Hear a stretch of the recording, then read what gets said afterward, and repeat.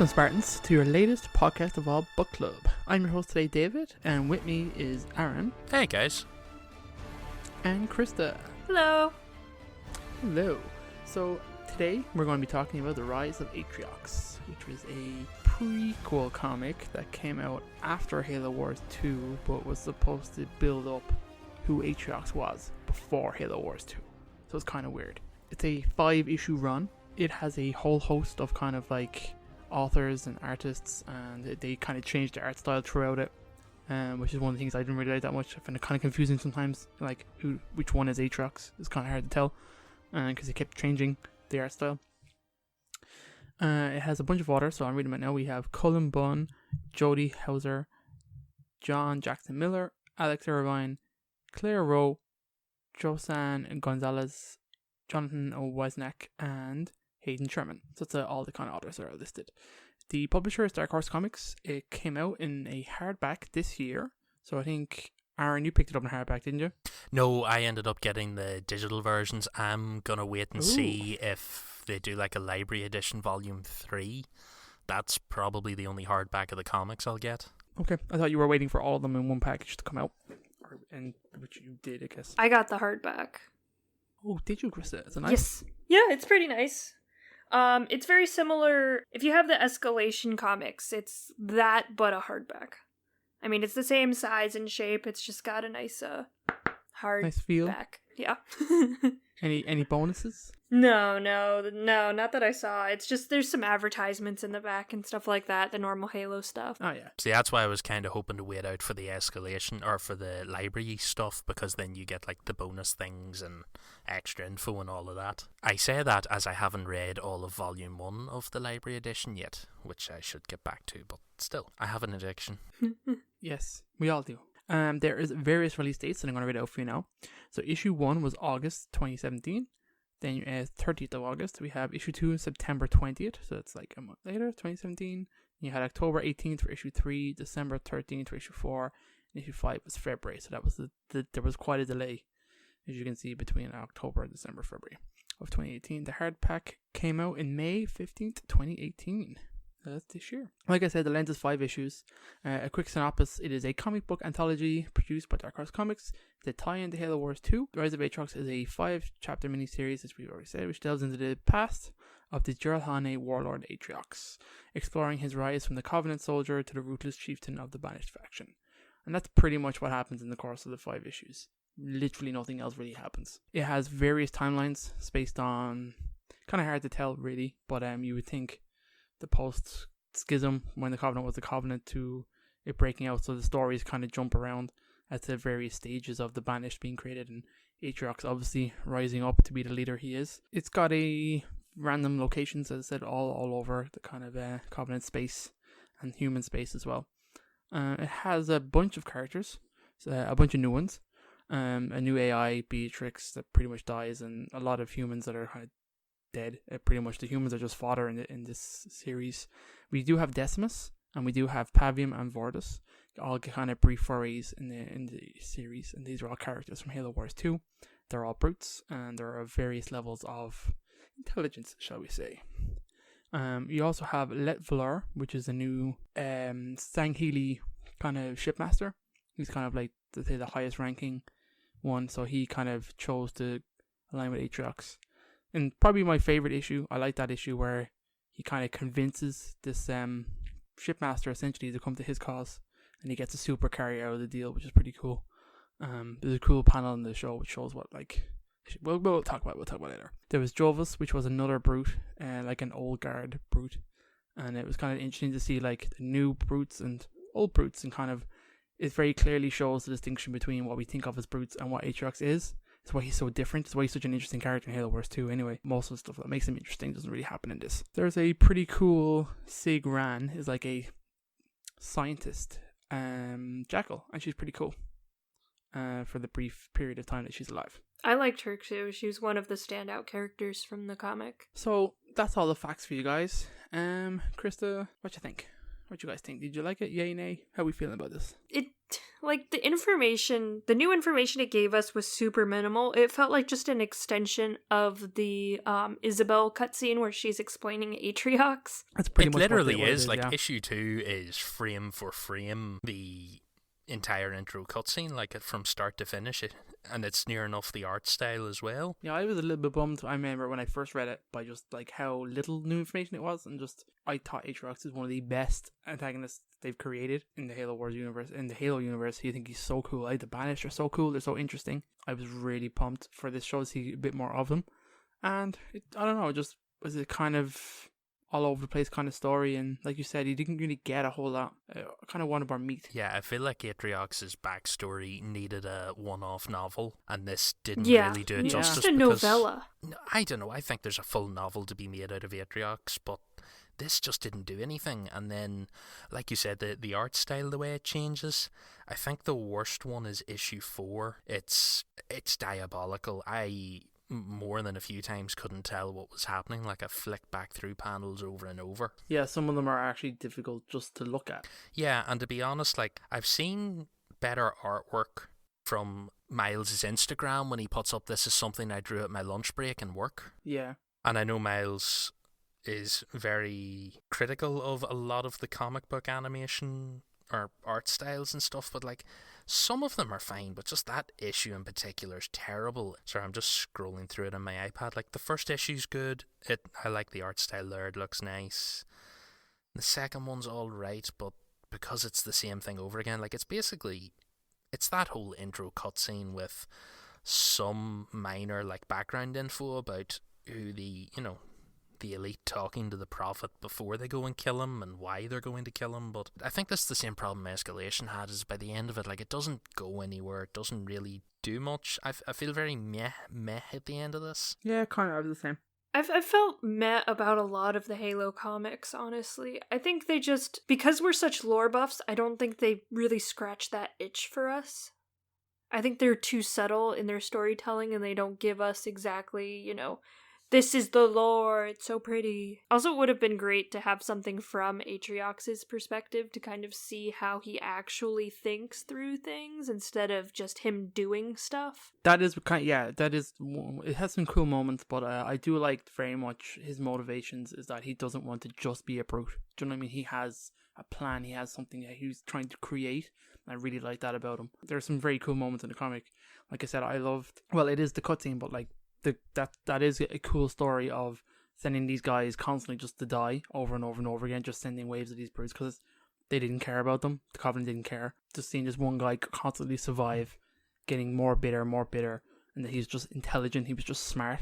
And then you realize that, like, the elites and the Prophet of Truth actually has a guest appearance in this of, yeah, we have to kill him. Do you know what I mean? He's too smart, he's too clever, he's going to be a threat.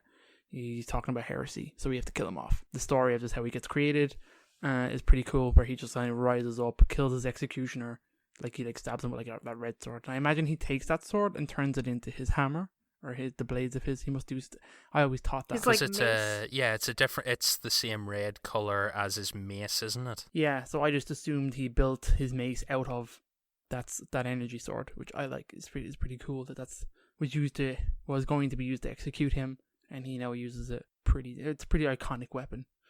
It probably has a cool name that I'm blanking on right now. They probably told us it at one stage. I don't know if they have mentioned the name of his mace. For Atriox and the Banished being such a prominent feature in Halo Wars and probably the rest of the Halo universe eventually, we know very little about them. The information that 343 has actually divulged to us actually isn't a lot. Yeah, but it's cool. The premise of them are pretty cool. These kind of raiding parties, just as they took on the Covenant, and the Covenant, like, they were a bigger threat, more or less, than humanity was at one stage, I would guess, even for their size. But it's pretty cool. And there's also like a great moment of when he convinces the shipmaster pretty much to come to his side. He needs a bigger ship because he's got greater ideas, and just a speech of how he convinces that shipmaster to turn is pretty cool. I like that. How he saw that this shipmaster's resolve in the Covenant was weakening, and that he thought of his shipmates as his family, and that's all he really cared about.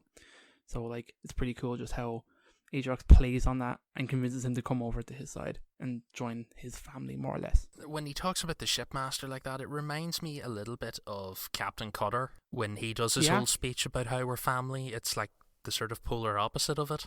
Which I like. You're loyal to your crew more than the Covenant, and come join me. I have to say, actually, the one thing I did like from that issue, the little bit of info they paint, is how the Prophet and the Elite kind of hint that the brutes as they are in the Covenant at the minute are a broken race.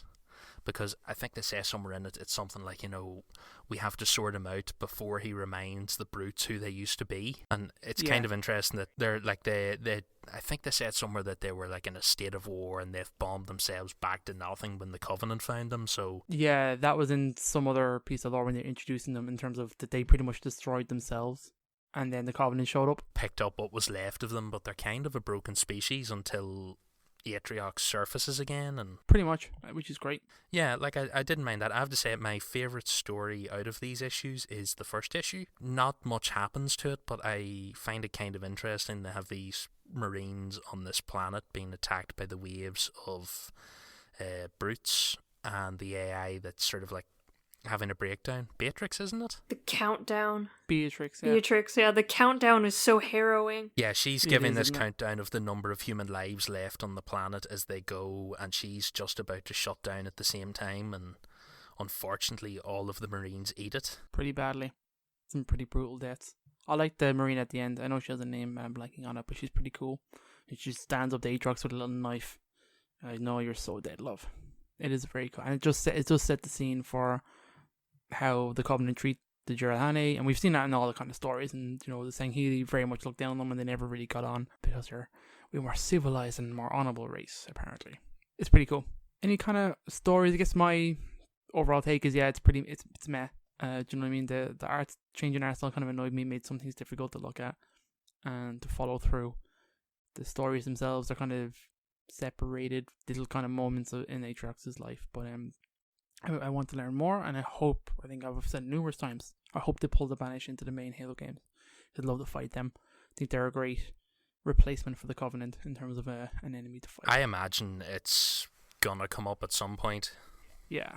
I mean, they've even been dropping hints in the extended lore. Some of the novels have references to Atriox and the Banished. I mean, I like that a lot. If nothing else, they'll have them in the games because they have a really nice art style to them, and it's just different to the Covenant stuff. The design is really cool, very much so. I like that. Krysta, do you have any favourite moments? I thought the Kigyar Sigran was really interesting. Yeah, that's actually true. It's worth a mention. Like having I mean, you don't usually think of jackals as scientists, but I mean, she was a scientist at a remote outpost, I guess, trying to make extra weapons for the Covenant. She has this like really cool design. I really liked how she looked. She's some sort of weapons researcher. Can I ask, that is post... Oh no, this is still while the Covenant exists, this issue, isn't it? Because is this the latest mention of the drones that we've had? Because the drones don't get mentioned anymore. They're rare enough, but in that issue they did mention that the Covenant was broken. The Covenant still existed, but I think the schism had happened at that stage. Right. And that's when Banished,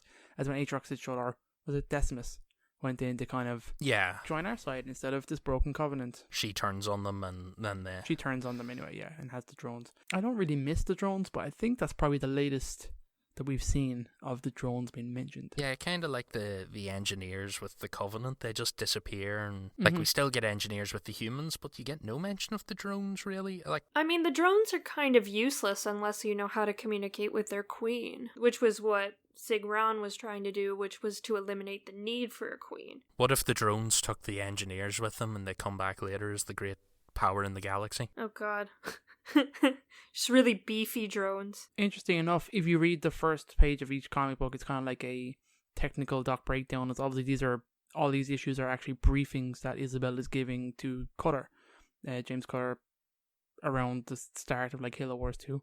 Hence one comic actually being the intro to Atriox's Halo Wars 2. I actually thought that the theming of that was really interesting. I thought it was a really good way of telling these stories in a, lore sensitive way instead of just flashbacks. It kind of made sense then in terms of Cutter asking for more intel on Atriox, and they're pulling all the known cases that we have where Atriox was involved. They do have a cool comment where they said humanity had gone to recover that site and had recovered the damaged device. So it's totally possible that like they could come back again trying to control the drones. Like maybe humanity tries to, or like only tries to do something with it. I think it's marked as an unsalvageable device, though. Unsalvageable? Is that what they said? Okay. Yeah, so I You don't never think know. that technology will come back unless some Oni scientist gets a hold of it and is able to recreate it somehow, but it was pretty broked. It's kind of similar, though. I wonder, it gives you vibes of the Envoy helmet. Oh yeah, kind of. Like it seems like the same thing. It's a device to control hive-minded species. That's twice we've seen that now in Halo. It seems like a bit of a weird trend. The Flood are also hive-minded species too. I mean, well, the Flood are kind of a single-minded species. They're hive mind. Hive mind. That's what a hive mind is. It's a single mind, right? Yeah. It's a single mind that stretches out across multiple entities. Yeah, but the bugs aren't like that. The bugs just take commands from the queen, I think. What do we call the big guys? What were they called again? Sarkoi? Hunters? Sharkoi? Yeah. I think they're individuals, aren't they? They were individuals until the Forerunners outfitted them with the helmet tech. Oh. Yeah, they pretty much created them for whatever they are now. Bit weird.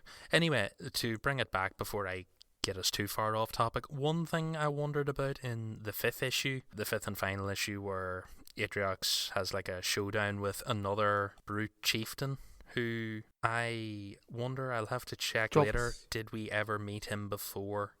Because we've had a few brute chieftains. He was rogue, wasn't he? I don't think he was part of the Covenant. No, he wasn't. This was after the Covenant had shattered. He was just out raiding, doing what brutes do, because I think it's mentioned that he's gone back to their ways. We've had a few brutes mentioned here and there. It only made me wonder because in Escalation we had brutes as well in the like peace talks thing. Jova's first appearance. Only in the comic. But in that section at the start, they attack a human munitions base, and the problem is because of the animation style, the first three panels, the gist of it is they attack the humans, and then the second in command brute is like, oh, they thought we were Atriox, and then Jovis gets pissed off and wipes everything out. But I actually didn't know it was Jovis. I thought it's like, is this a weird Atriox? I can't tell.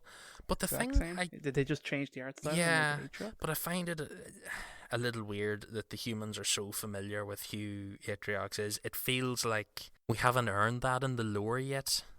Like, I know they sort of hint at it that it really does. I think that's why it needs a book more than anything, because Isabel's introduction like sets the scene of, oh, we know who Atriox is, but we still haven't done enough to justify this backstory. And I don't think these comics did enough to make me feel like, yeah, I know humanity would know who this guy is. Well, yeah, definitely. That the ordinary grunt on the ground would know who Atriox is, like that a Marine would be terrified that the brute coming to kill him was Atriox. I feel like you need he hasn't earned that yet. Yeah, you need a good long chunky novel to build that. They're doing what they can by scattering it across numerous books and just little comments that the Banished is here and alive, and people did know about him, just never talked about him. The Banished do need their own novel, like a Broken Circle novel or something like that. Yeah, that'd be dope. They need an Origins novel just to cement them in the universe, because they still feel like they were just plastered onto the universe a little bit. Just like, oh shit, we need to make up another guy. Let's just put this guy in here. They've done a good job at establishing him, but he still feels like he's not completely a part of the universe yet. And I think a novel would solidify that. I don't know, maybe I'm wrong, but it kind of feels like 343 never expected him to be the hit that Atriox turned out to be, or that the Banished turned out to be. No, I think they knew that, because they knew they needed something. Well, they made a giant suit with him, and all of the promotional material had Atriox in it. They were trying to make him an icon. I don't think they expected him to hit off as well as he did with fans, because like Halo Wars was the niche Halo game, and like they needed an enemy for Halo Wars, true enough. I get the feeling they didn't expect him to be as liked. Like at this stage, like we've said it ourselves, to have the Banished in the mainline shooter Halo would be more appealing to us nearly than the Covenant. Like they have a cool art style, they have cool vehicles and weapons and armor, they're nice to look at. They have a reason to continue fighting unlike the Storm Covenant. It's all of that together just makes me feel like 343 were taken slightly by surprise at just how much we liked them. I don't know, I just have that feeling. I feel like we'd have a novel or something And that's the other thing, like these comics, they came out after Halo Wars. I feel like they're a Yeah, little what the rushed heck is and a up little with that? short. It just all adds this feeling that I don't think they expected the Banished to go down as well as they did. Well, and also, like, this comic would have been 1,000 times better if it was released before Halo Wars 2. I mean, it was a huge timing thing. I mean, it came out when we already knew who Atriox was. We already played the game. It would have been better for this to be the first material we really got on Atriox. Yeah, definitely. And then seeing the cutscene in the game would feel cool. Yes, like, if you, oh man, I read that. Yeah, if you had read issue 2 and then you'd played the game and seen the cutscene, you wouldn't feel as kind of cheated as you do when you do it the other way around. I think that's the thing that this comic really has against it, is literally just timing. I think it would, if it was released in a different time, it would be considered a very good comic. I wouldn't go that far. I think it would be considered an okay comic instead of a The content bland wouldn't comic. change, you know. Yeah, like at the end of the day, it still doesn't do anything, but I feel like it might have got me a bit more hyped for Halo Wars 2, which, like I said, just adds to this feeling that I'm convinced they didn't expect this to be the success that it was. Also, why the hell didn't they explain how Atriox got to the Ark? Yeah, other than the portal turned off and then a month later he showed up, so I don't know. It's like, what the hell? It's like, that's the one thing we really want to know. I've been trying to remember for a while, but did they vaguely hint once upon a time that he had some sort of, like, deal going with Cortana? Am I making that up in my head? Ooh, I don't know. Where did you come I up with don't that? remember that. I thought somewhere in the information 343 put out at some point, I'd have sworn there was some vague mention of like Cortana and the Banished, and like it might not be an allegiance but something. But like still, the fact they haven't answered that, because they also need to answer who turned the portal back on to get the Spirit of Fire to the Ark. Spirit of Fire there. Yeah, no, there's a lot of unanswered. A lot of stuff they've not answered about the... And if we have to wait the same length of time for another game, I'm gonna cry. I assume they'll have to answer it maybe for Halo Infinite, but then again, they might not. Well, the thing is, 343's consistently trying to separate, book lore from game lore, at least to the sense that you don't need to have one to understand the other. So maybe we won't get that answered. True, but they need to answer it somewhere. Not that Halo Wars 2 is book lore, but they still need to answer it somewhere, because I still need to know. I don't know. Like I still cling to my theory that it's all Mendicant Bias is doing, but that would be amazing. They should definitely bring him back. They could easily explain Mendicant Bias. Like, this is what we've all been waiting for, is like Halo Wars 2 came and went, and everyone sat and went, where the fuck is Mendicant Bias? Where's Mendicant Bias? Like, even if you told me that Mendicant Bias brought Atriox to the Ark as a means to an end, to release him, I could nearly buy that, even though he's supposed to protect humanity. I don't know. I feel a bit lost in all of this. Like, it just doesn't really give you any direction. We don't really, apart from one or two little bits, we get nothing from this, and it just leaves me with Not really. It's just... with more urges and wants than like satisfaction. Yeah, I think maybe you're right in terms of maybe the production schedule didn't go according to plan. It came out way later. There was delays in the issues, and maybe it would have been something better had those things that we'll never know about happened. But anyway, it is what it is. That's all for our book club this month. A nice short one, because we need short ones too, so that we can live easier. So that we don't have to read every day of our lives. Yeah. Yeah. Exactly. Okay. Any last comments, guys? Before we wrap What's coming up next month? What are we doing next month? I'm glad you asked that, Krysta, because I should have an answer, but I don't. Next month we are doing Silent Storm. Oh, is that out? When is that out? Yeah. Do we have a date for that? We do, I'm sure. It's either going to be Silent Storm or Collateral Damage. We're going between the two. We're trying to figure out exactly when to do Silent Storm for you guys. We're not sure if we want to give you guys a month to read it or a little longer. So, and also depending on how delayed it is for us over here again, because if it's anything like the last novel, we'll be late anyway. Yeah. Because me and David had an awful tough time getting a hold of it the last time. Bad Blood there's a bit of pressure involved in getting that alright, especially to get the book club out on time. And so that's it, guys. So thanks very much for listening and stopping by. Hope you enjoyed, and tune in for our regular podcast content that we have. We have Mission Debrief, which takes all of the mainline Halo games, breaks them out into like different seasons based on the game. It's pretty damn cool. Go check it out. And we have obviously our regular show as always. So with that, I'll say evolved. Evolved.